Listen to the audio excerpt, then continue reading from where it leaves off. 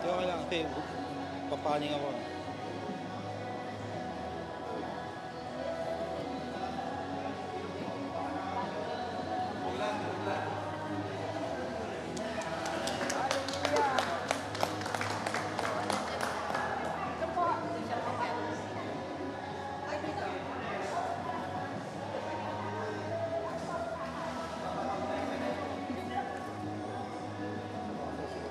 Oo nga.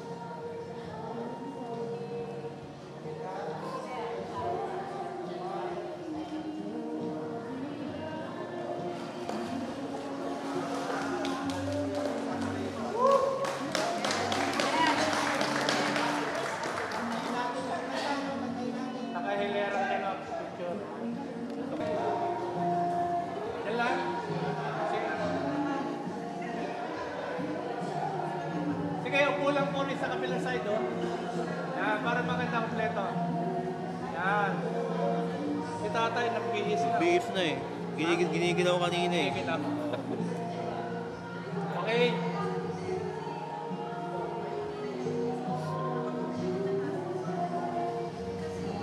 Closer po kayo, closer.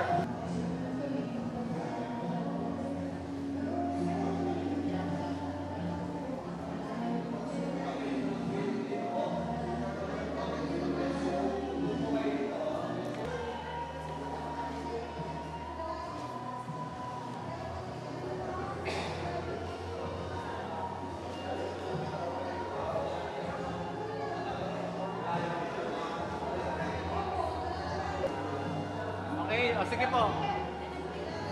O yan, napilitan. Upo, baka madulas eh. Yan, okay? Ito tatay. Kasama. Okay? Oh, ayaw nila eh. Hayaan mo na lang. O sige po. Okay? Okay? Okay, ready po? Okay, tingin lang po sa camera, okay? One more.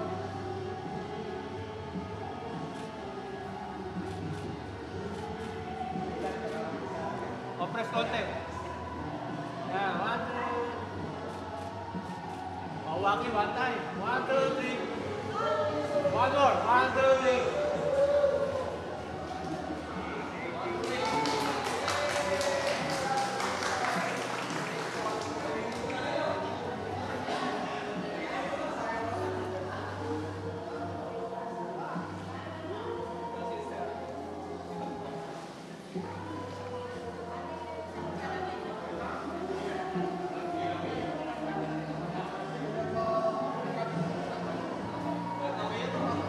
Ready? 1,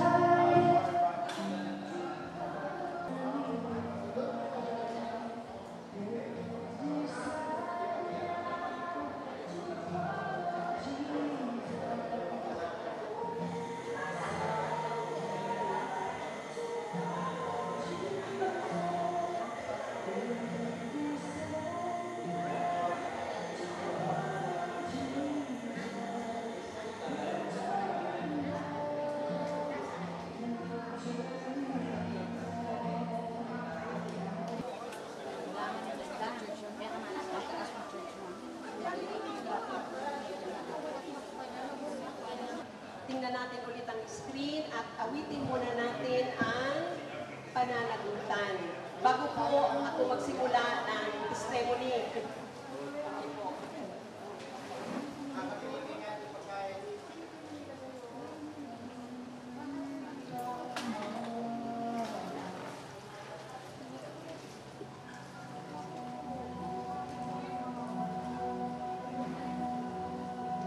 When my hands stretch out to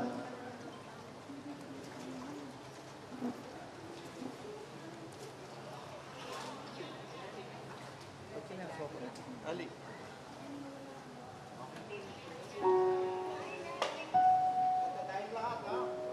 Lahat po tayo kakanta sa screen.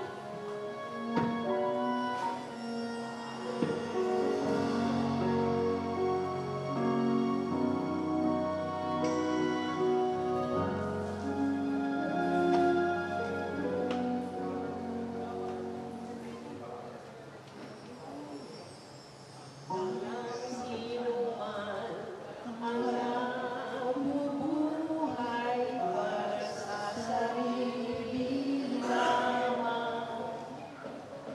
Ang sino man ang namamatay para sa sarili lamang. Tayong lahat ay may pananagutan sa isa't isa. Tayong lahat ay diniko ng Diyos na kapiling niya. Sa ating pagmamahalan at paglilingkod sa kaninuman, tayo'y nagdadala ng balita ng kaligtasan.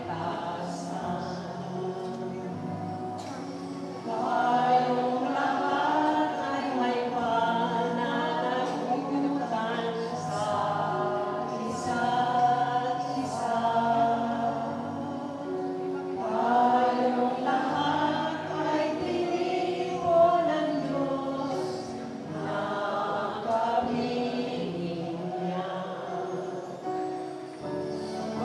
Sabay-sabay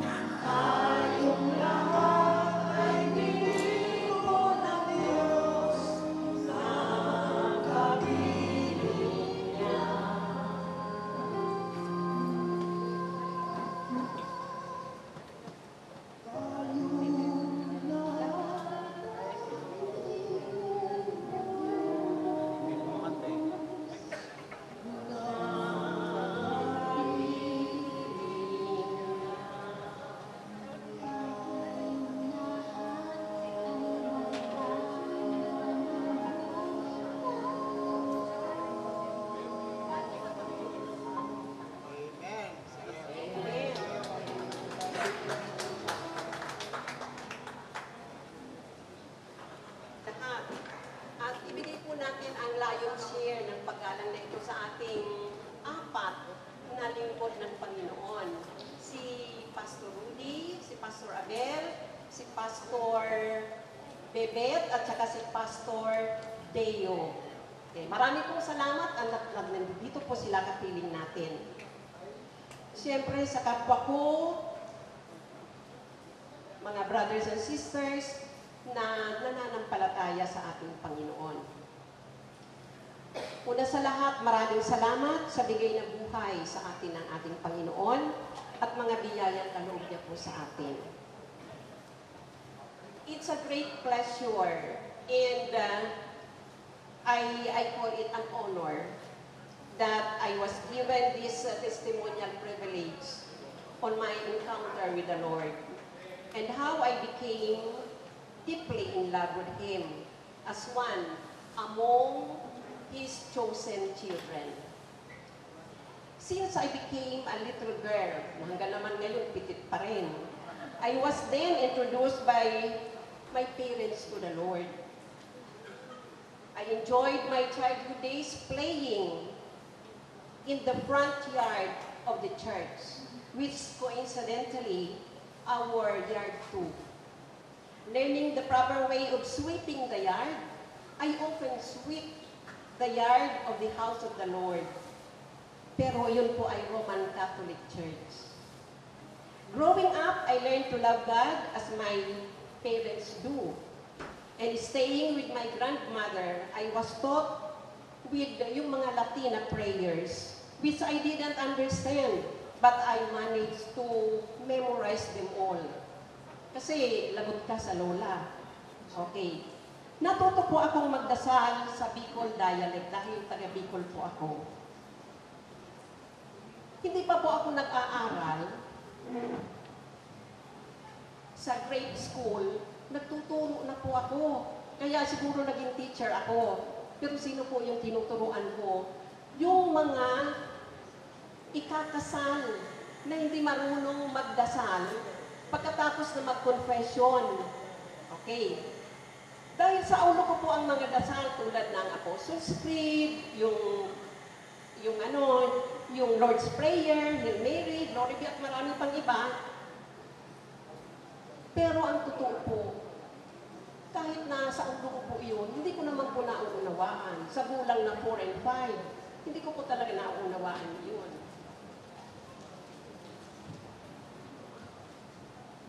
Dahil kapitbahay kami ng Roman Catholic Church, doon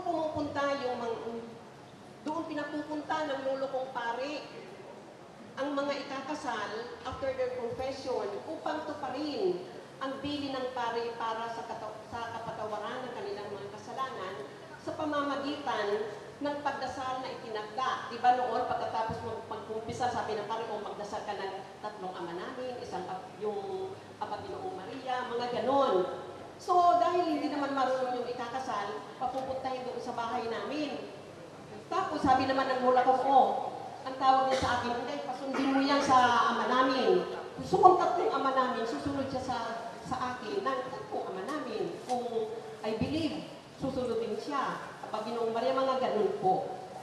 So, that was my little experience as a little teacher na walang kamalayan. When I was in the grade school, I joined the Legion of Mary, learning the life of Jesus. Prayed in different mysteries ng rosary. Kaya marunong pa akong mag-rosaryo. Pero hindi ko rin po yun nauunawaan deeper. I served in the church by sweeping the floor, wiping and dusting the altar, the seats, and images. Where I used to pray also, replicating yung mga pumupunta doon na hinahalik-halikan pa yung mga santo. Ginagawa ko rin po yun, pero hindi ko po naunawaan. I attended the perpetual novena every Wednesday upon going home, galing sa school. Until college, yun po ang aking ginagawa. The same until I graduated. And I was given bilang gift ng lolo ko at lola ko ng Thanksgiving Mass. Tuwang-tuwa ako. Nagkumpisal pa ako sa pari, tapos na communion, ganon. I continued my life as a Roman Catholic, doing and following God's commandments. And the most and foremost is loving God. Yun lang po talagang alam ko. Loving God above all things, yung honoring our parents, our older relatives and elders, yung wag kang magsinungaling, wag kang magnanakaw, wag magbibintang, at iba pa, of which some of them are not yet applicable to my life then. Enjoying my younger life and my work, and following some of the God's commandments, that was my daily routine in life hanggang sa tumanda na lang ako. But marami pa rin akong nagagawang pagkakamali at pagkukulang. At ang tanging solusyon ko doon ay ang magkumpisal sa pare upang maging masigla ulit ako at makakatanggap na ako ng communion during Sundays. May natandaan po akong isang pangyayari noon, one Saturday, na hindi ako nakapagkumpisal. At alam kong hindi ako pwedeng mag-communion the following day, which is Sunday. Kaya dali-dali po akong pumunta ng kumbento para sana humingi na ako ay pagkumpisalin nila. Pero laging pasasalamat ko dahil isa doon sa mga pare, sinabihan po ako na pwede po naman akong humingi ng tawad direct to the Lord. At ang term niya is act of contrition. So I could receive the body of Christ just the same with a clean mind, heart, and soul. From that time on, I often do the act of contrition. At tuwing Holy Week na lang po ako nagkukumpisal sa pare kasi para po akong nakukonsensya, lalo na kung nababanggit sa homily ng pare, yung mga sacrifices of the Lord hanggang sa pagkamatay niya sa krus just to redeem us. Ito po ang naging buhay ko na parang napakababaw ang pananampalataya. At ang malaking kasalanan ko po, yung paniniwala sa mga imahe at sa mga santo-santa na isang kamalian. Pero hindi ko po naman ito alam noon. Marami na po akong nadaluhang mga retreat, lalo na sa mga guro, sa mga principal, sa supervisors, at nag-attend na rin po ako ng konsilyo. But at time goes by, ganun pa rin, balik sa dati. And I want to tell you something.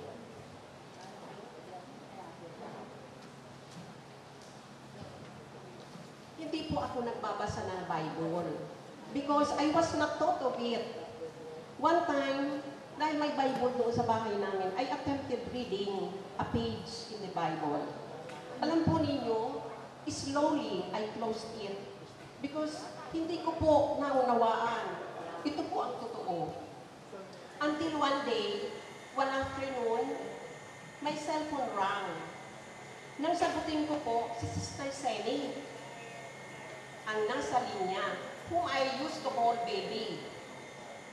She invited me to attend a family Bible study at walang pag-aatubiling umuupo ako sa kanya because I want to know more and if I could understand the Bible.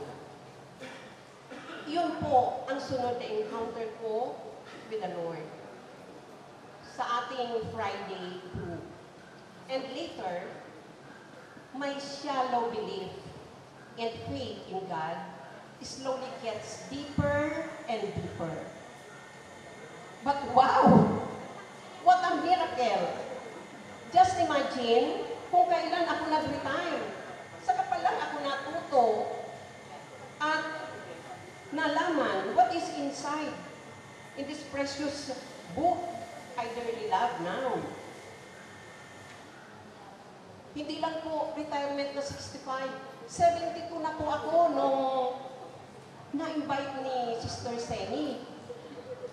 And now, 73 na po ako ngayon. With the Bible and preaching of our Pastor Rudy and sometimes Pastor Abel, higit ko pong nakilala ang Panginoon. At ang revelation ko po, nag-i-enjoy na ako ngayon reading the Bible dahil nauunawaan ko na po ito. And I do relate my life and experiences in every chapter and verses I read. Kaya nga, every time na nag-preach sa amin si Pastor Rudy, Tahimik ako at pakinig na pakinig. I jot down the chapter and verses. Pagkatapos ko, binabasa ko ulit ito. With this, the calling of the Lord was heard and felt by my heart. The delighting reason why I am with our group now. Ako nga po pala si kapatid ninyong Erdelinda Diaz. Linda po ang tawag nila sa akin, sometimes Inday. Now, happy po ako to tell you all na I am a servant of the Lord. Hallelujah! Praise the Lord. Amen.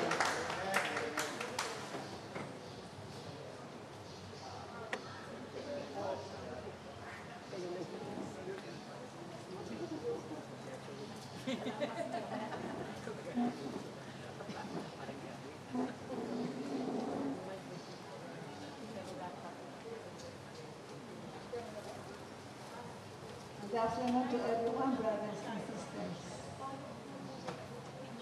When I surrendered my life to God, to know, it was the happiest moment in my life.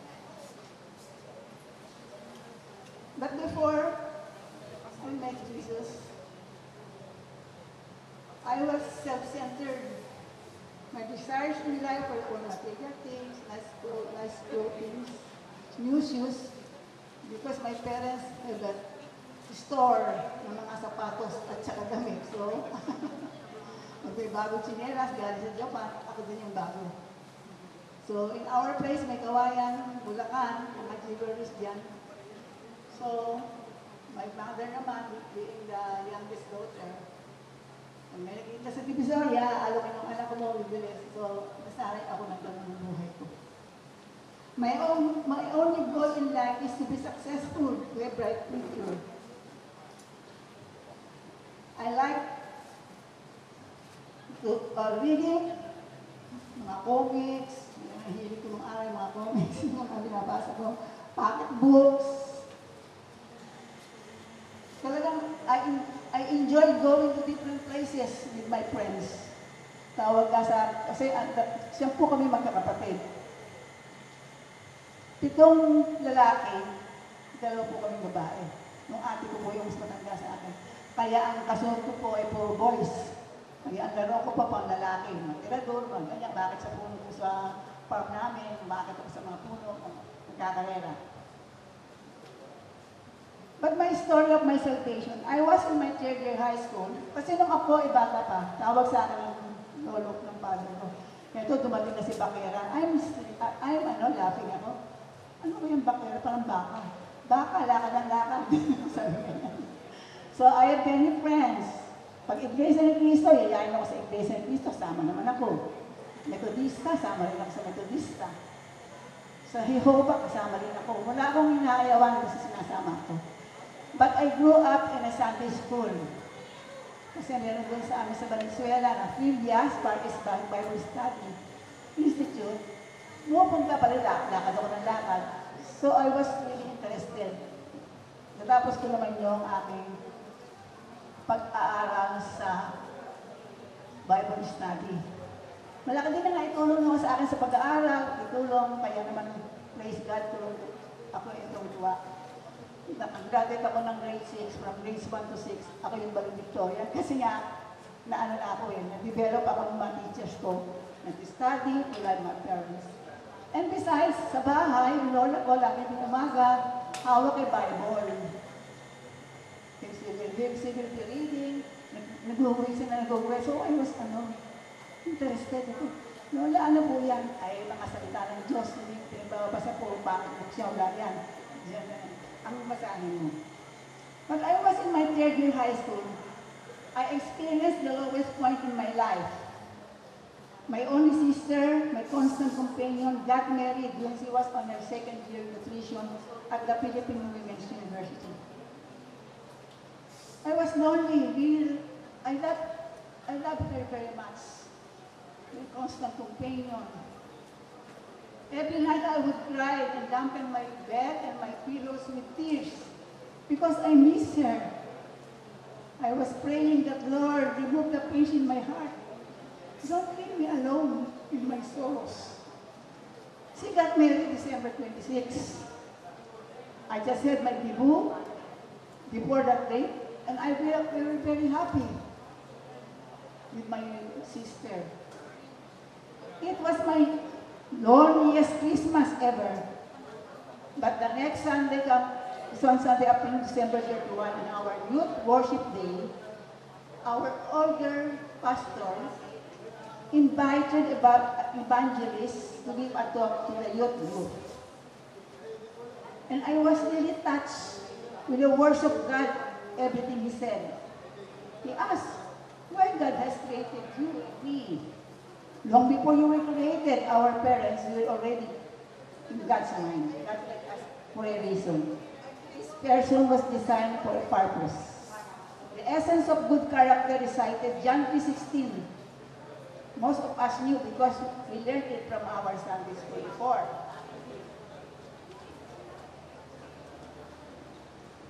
And then he said, your God is your creator, your master, redeemer, savior. The best way to allow Christ enter in your head, in your heart, to mention three responsibilities in becoming like Christ. Choose and let go always. Get rid of your bad habits. You are not children anymore. Act maturely. Change your way of thinking. Let the Holy Spirit change your way of thinking. I was crying then. Parang patama kasi sa akin yung pinagsasabi ng pastor. He reminded us our science lesson. Remember the history of butterfly, the ugly worm, the amazing change the caterpillar goes through becoming a butterfly.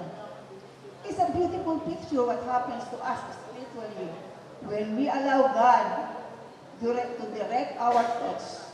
We were changed from inside out to become more beautiful. With the character of Christ developing new godly habits, your character is the sum total of your habits you habitually do. God is not just the starting point, He is the source of joy and peace. Right now, you may be driven by loneliness. Ako natouch ako doon. I was greatly touched because I was still living for my sister who got married. Don't hold on your pain. Nothing was changed. You are only hurting with your bitterness. Your God always wants more is not true. Material things provide temporary happiness. Without God, life has a purpose. Life has no meaning without meaning. And life has no significance. If you have felt hopeless, come to Jesus. Wonderful changes are going to happen in your life as you begin to live with a purpose. I know what I am planning for you, not plans to hurt you. I'll give you hope and a good future. If you are not sure you have done these things, you do is to receive and believe. To all who receive Him, He gave you the right to become children of God. Will you accept God's offer? God gave you a new life, a new nature when you accepted Jesus Christ. I was then crying and weeping. And when He's inviting, parang there is somebody pushing me because sabi, come up front. Right? God is inviting you for His glory. Real life begins by committing yourself completely in Jesus. God says the most valuable thing in life are not things. Wealth can be lost at any time beyond our control. Real happiness can only be found in your relationship with God. I'm inviting you to come up front and bow your head quietly. Whisper this prayer that will change you to eternity. Jesus said, I believe in you and receive you. When I received this invitation, I felt someone is pushing me to stand up front. I was crying when I whispered this prayer. Then some of the elders in the church who were at our back hold our arms and brought us to the church and talked to us and congratulated us. Welcome to the family of God. You are now ready to discover and start living God's purpose in your life. I felt so happy and relieved from pain in heart. I experienced peace, joy in my heart. And surrendering to God is the heart of worship, trusting God.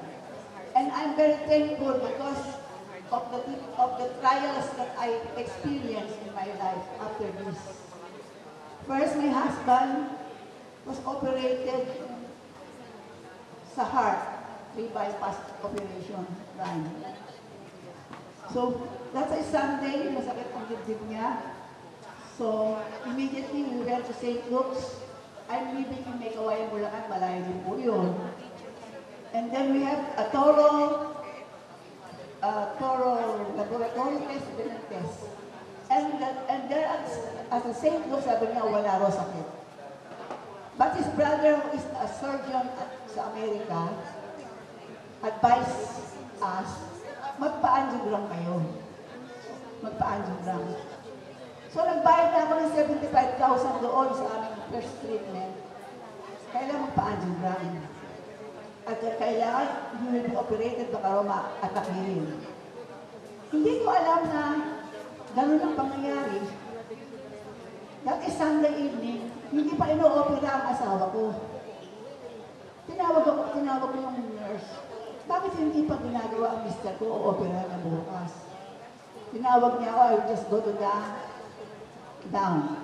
Only to tawag ako, sabi niya, nag-advise ka ba ng 250,000? Sabi ko, hindi ko alam yun. Kaya sabi niya, punta na lang tayo sa Baliches, sa Commonwealth. Sasakay kayo ng ambulansya ng hospital. Para malaman natin kung bakit walang natanggap. Nag-travel ako ng gabi. Doon ang nag-aalaga doon sa anak ko, yung nurse. Laang. Nung pag-alis ko doon, nakausap ko yung hingi ng sorry. Yung sila, ay, sorry po ma'am, sorry po. Hindi po ako pumasok ng Friday, ng Saturday. Nagkausap na po kami ng mister niyo, okay na po. So, he was operated. At ang buti na lang, napadala ko sa Amerika yun, sabi nila hindi 2 ang bara, 3 ang bara. Kung hindi, baka pag-a-additional na naman ako, ang hirap naman magpa-bypass. Kasi tinawag ako after bypass, ma'am. Ako lang kasi mag-isa, wala na akong magulang, wala na rin siyang magulang.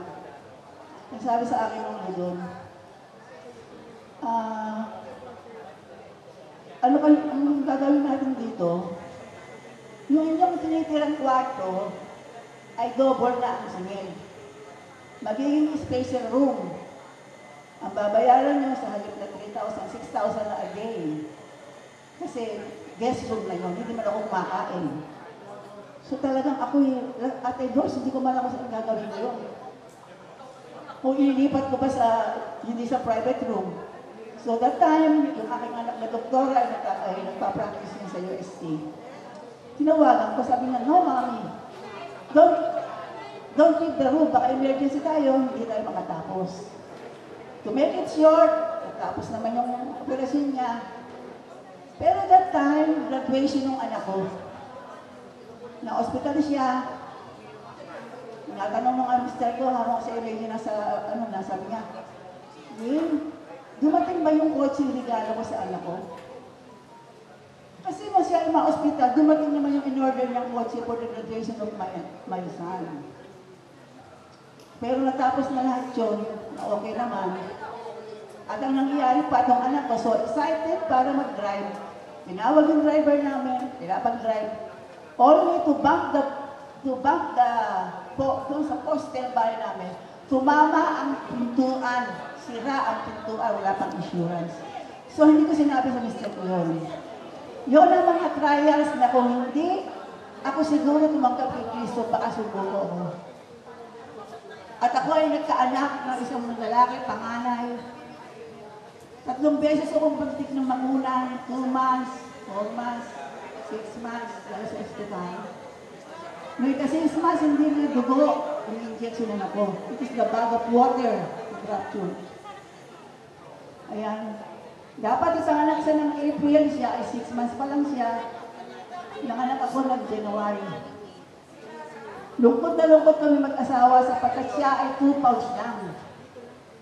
Sa dami ng pagsubok ng Panginoon, pero hindi pa rin ako sumusubok. Lord, sinusunod ko, you are the great healer. Ganun ang nangyari sa kanya. Hanggang sa after 4 months, kinuha ko sa St. Luke's. Ang daming sakit.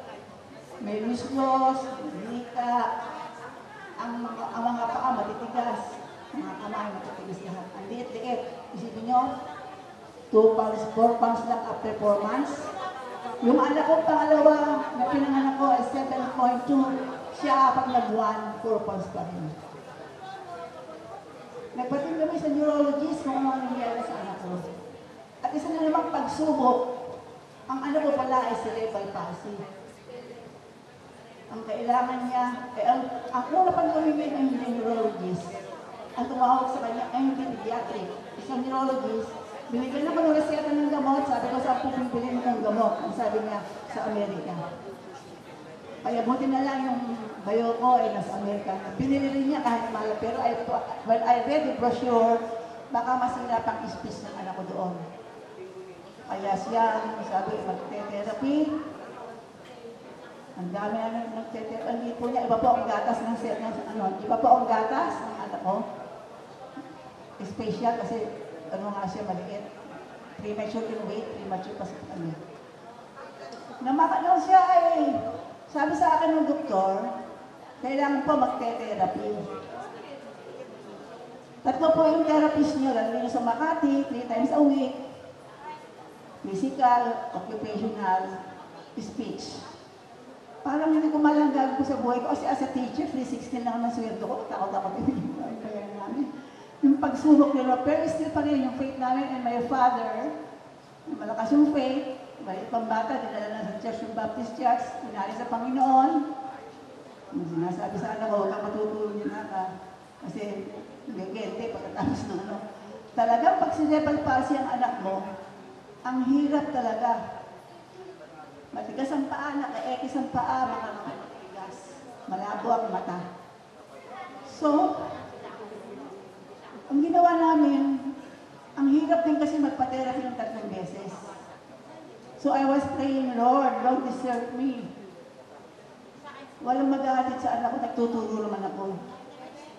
Napakasarap po ng Panginoon pag ang Diyos ay nasa iyo. Mabagawasan ng paraan. Kaya ang nangyari, para malaman sa inyo, ngayon pa yung lahat po ng paghihirap ng anak ko, na yung kanyang pasapatos ay nakabakal, mag-therapy siya, yung mata niya inopera, nabamaksak ang kanyang retina. Ngayon po siya ay isang abogado at isang nurse. Ang una po ang sabi ko po ay, siya ay veterinaryo na lang siya. Sabi niya, I don't want veterinary, mami. I'm praying also that I want to be a lawyer. Sabi ko, wala, baka mapakahirap naman yan. Hindi. Lord is with me and with us. Kasi mga anak ko talaga, yung lumaki sa prayer yan, yung never na magmura. At sinabi ng father niya, kasi ang hinahanap ko sa lalaki ng araw, hindi nagsisigarilyo, walang bisyo. Yung hinahanap ko, it was answered prayer. Ganun din ang nangyari sa binigay sa akin ng Panginoon, babait ng aking mister. Kaya ako ay nagpapasalamat sa Panginoon na yung anak ko na cerebral palsy, pilay na pilay, naka-ekis ang paa, nakatikas sa mga kamay. Basta therapy lang ng therapy kasi mahal din ang bayad sa therapy. Mabuti na naman sa power na gano'n ng Lord. May nakilala kaming nagdadala ng mga tinetherapy dyan sa ELCS Makati. Wala na kaming babayaran sa therapist niya, di libre na, para po, ano na lang, donation. Kaya Lord, answer prayer na naman yan. Kaya, nakaraos yung anak ko, yan. Ngayon siya. Just dito sa Rizal, kaya nga sabi ko, pupunta ako dito sa Makati, ay sa Ayunta. Sakop niya po yun. Kaya nakakatanggap po siya ng sa Mandaluyong. Kasi po siya ay ang sinasabi ko, anak, kaya ayoko ikaw ay maging abogado. Maraming suhol-suhol yan. Baka na, yung ikaw ay marami kang pera, pero you cannot bring those treasures in heaven. Kaya mabait naman siya, kahit abogado, niyayaya sa pag-inom, niyayaya sa pag-sigarilyo, hindi. Naalala niya sabi ng Lord niya, that is the temple of God, your body. At kaya, natutunan ko rin na kailangan yung anak natin, when they are still young, taught them, because they will not depart from it. Yun din sa kay Lord. At another pang nang pangyayari sa amin, o yung anak ko naka-okay na siya, nagtatrabaho po siya ngayon. Ang isa pang pangyayari, i-open na naman siya sa angioplasty yung asawa ko. Kaya problema na naman, sabi ko siguraduhin ko kung magkano gagastusin natin kasi napakakabukan nangyari sa inyo. Sabi nga, 350. Sumulat pa kami sa sweepstakes, sabi nga, tumataya ng loto ng daddy mo. Ako naman ang mamamahala. Huwag kang bibis ng maayos. Yung parati niya sobrang hindi lang kayo ng tulong ng sub-state. Eh, nandun kami na sa St. Luke's. At takot-takot ang hinihingi, mga abstract. Inabot kami ng alas 12. Wala na. Sabi ng hindi pala 350 babayaran ko. Nang itanong mo sa doktor, how much? Sabi niya 350. Doktor lang pala yun. Hindi pala yun ang operasyon. Nakaraos din kami sa guro ng Panginoon. At ang pinakamalaki pang pangyayari sa buhay ko na after 10 years, siya naman ay o-operahin ng asawa ko na naman dahil sa mga gamot na iniinom. O-operahin siya sa kanyang pato. Naghanda kami ng pera kasi i-operahan na. Lalo kami sa kidney. Nakataas ang kamay ko, Lord. Alam ko, hindi mo ko babayaan. Don't leave me. After mga 1.5 hours, dumating ang doktor. Pumatok sa aking pintuan. Ako mag-isa, nakataas, umiiyak, Lord. So, I need you in my sorrows. Para sabihin ng doktor na, all the stones were done. The operation was not done because nawala ang bato ng aking mister. But isa pang pangyayari, because I have to put back the pera sa bangko. Kaya I have to put up in the bank, hindi mo nagastos yung 350. Nang nasa ako yung natuturo na ako sa admission years, ngayon ng mga squatters area, yung deposit ko siya. Paglakad ko, umuulan, so I have to go back to the school to get an umbrella. So, from my bag, nilipat ko yung pera sa isang ordinary lang na lalagyan. Sumakay ako ng jeep, at ako magpapa-enroll na ng aking dissertation sa university sa amin. Alam niyo ba ang nangyari? Nung hapon na, sabi ng assistant ko sa eskwelahan ko, Ma'am, bakit ang bag ninyo ay gas-gas? Isipin niyo, okay, sumakay pala sa jeep, pinakaangkas ko umuulan, nilas-gas pa yung bag ko, at nanakaw yung pera doon na nilagay ko. Kaya napakamayin, Lord, isipin ko, pinabalik pa ako sa school para tanggalin yung pera ko, at ang ilagay ko lang payong. Kaya kung hindi ako naging born again, baka yung mga pangyayari yun, eh hindi mangyayari yung mga miracles na ginagawa sa ating Panginoon. Kaya now, I'm very, very happy and to God be the glory sa lahat ng nagulungan ko. Ang Panginoon Diyos, gusto ibigay nyo lang, make God the center in your life and everything will turn upright. To God be the glory. Thank you.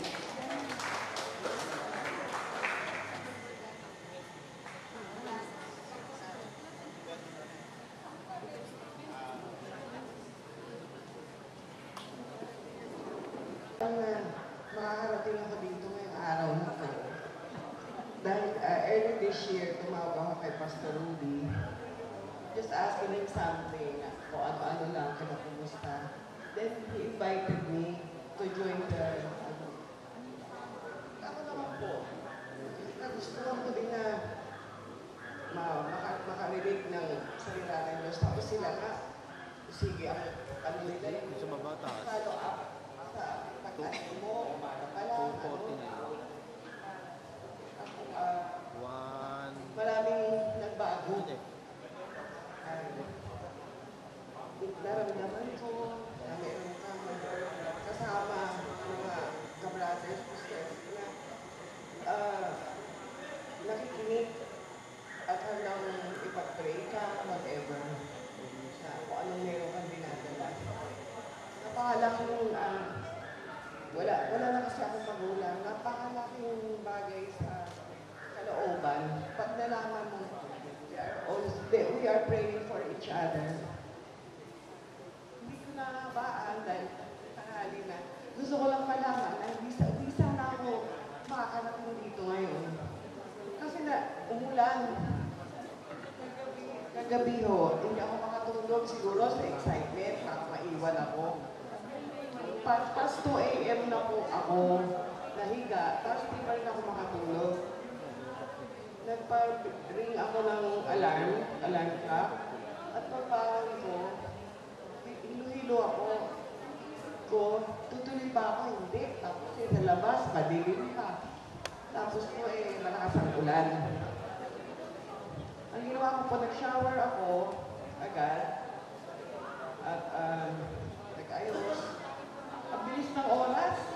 Sabi ko na, paano ba yan? Basic anak ko, kumuha ng taxi, nagpapagrab. Tapos habang kumuha siya ng grab, 5 taxi dumaan. Hindi ako nakasakay kasi nalaluan ako yung mga gamit ko. Dumating ako 6:20. 6:20 din pala umalis yung mga kasama ko. Tapos nagpa-load ako. Hindi naman na-load, eh hindi ako makatawag. Pupunta ka na lang dito, niloloko ka pa ng tao. Hindi na po na-load. Doon po sa may store, sa may bike, ang tapat ng tapos po, hindi na gumagana yung data ng taxi. Kasi may dala ako, may payong, may ano. Hindi pumayag yung taxi driver na ihatid ako, sabi ko po kayo. Hanap naman ako ng address, ayaw mong lumabas. Nag-scroll ako na scroll. Ilang beses po kami nagtanong para kami nakarating dito, mga 6 o 8. Tapos po sabi ko, kung madala ng tricycle, take us to Nasanglo. Yun na lang nga po ginawa ko. And God led us here. Sabi ko kasi, hindi na ata ako pupunta. Pero sabi ko, baka miss ko yung chance na mabaptize. Sabi ko, I waited for this. Gusto ko maging maayos, inaayos sila Sister Sen, sa Pastor.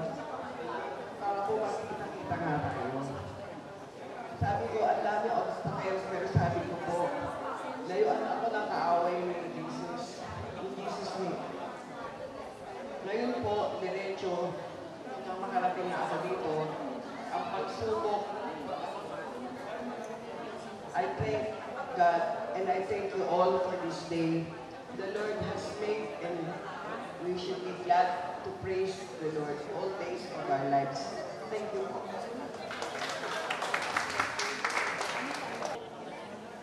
Thank you for all the testimonies. We would like to call on Auntie Let for her closing remarks.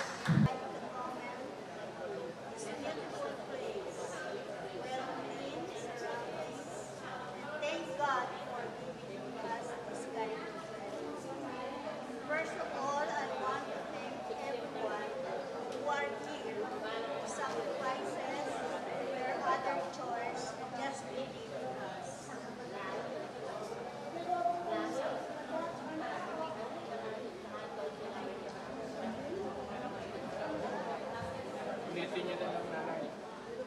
A blessed good day to everyone. I would like to comment to this beautiful place, well clean, surrounding, and thank God for giving us this kind of venue. First of all, I want to thank everyone who are here who sacrifices their other chores just to be with us today. We acknowledge those who work hard to make this one-time event to be fruitful. We pray and give thanks to our pastors who dedicated their lives in serving God by serving others. Let us all pray for them to have good health. We also appreciate our co-believers in extending their hands to give a certain amount to be used in this event. They are the following: Edna Cherry Estacio, Cecil Estacio, Juanita Valle, Ederlinda Diaz, Ruby Alcantara, Juliana Martinez, Chris Aprecio, Feli Lamayo, Mirna Calzon, Norma Estacio, Celia Tula, Lucy Sabong, Beth Mustajo, Aida Damian, and Yolanda Botbay. Thank you for your help for advancing God's kingdom. God blesses us to be a blessing to others. We give thanks to all our friends, relatives who are here, who set aside their other appointments, household chores, just to be with us. Special thanks to those people who are assisting us to make our work easier. Sister Donna, Maricel, Brother Rob and Romel, and most of all, to our overall coordinator, the energetic and faithful servant of the Lord, Sister Zenaida Raimundo. And also to our videographers, hoping that we are all amazing and beautiful in all their shots. God bless us all and live in peace with each other. Let us all be safe and protected in going to our separate ways and be home safely. To God all be the glory. God be with us always. It is always a joy to be with you online now. It is a joy to be with you face to face, in person.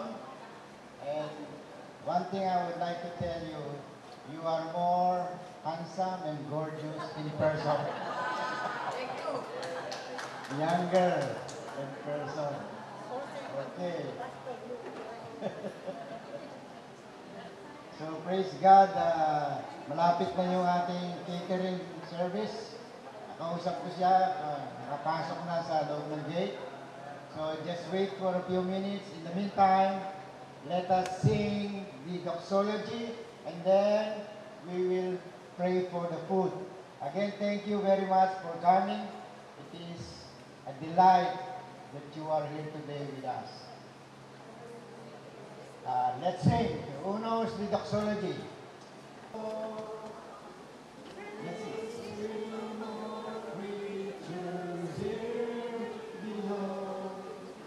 Praise Him, our body, every host. Praise Father, Son, and Holy Ghost. One more time, let's sing together. Praise God from whom all blessings flow.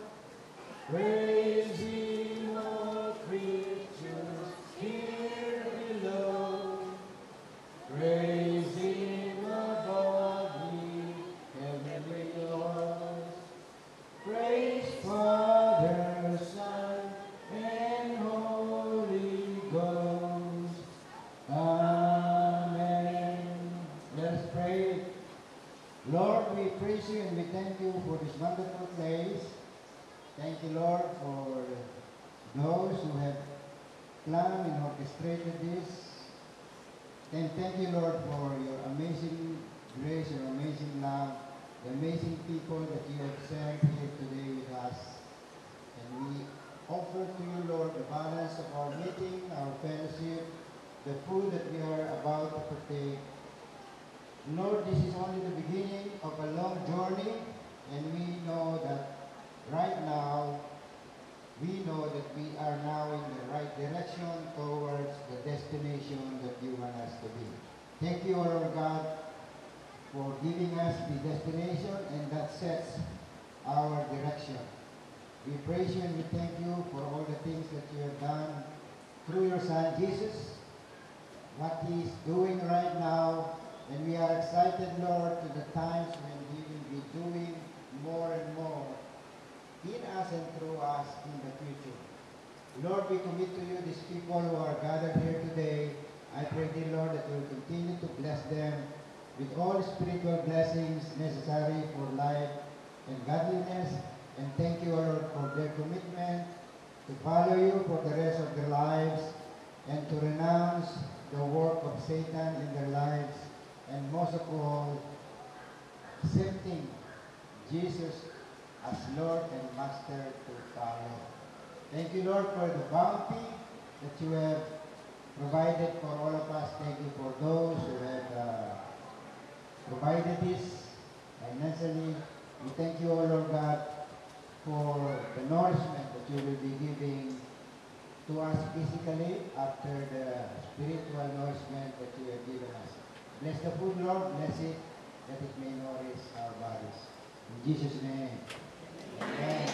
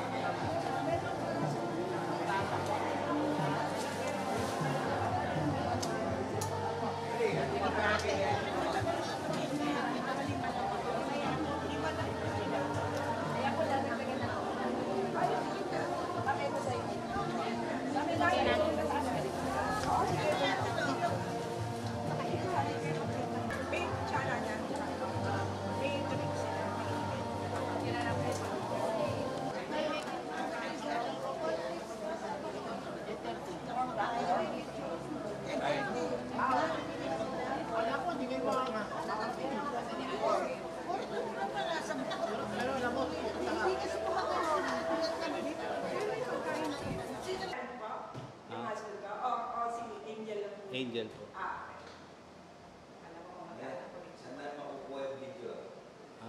Kay ano po? Kay Angel din po.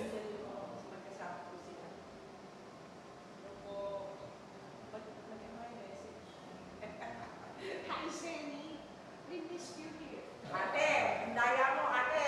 Hindi pa po naka-face to face. Pero enjoy kami. Enjoy kami po. Itong rainy na to. Glad to be part.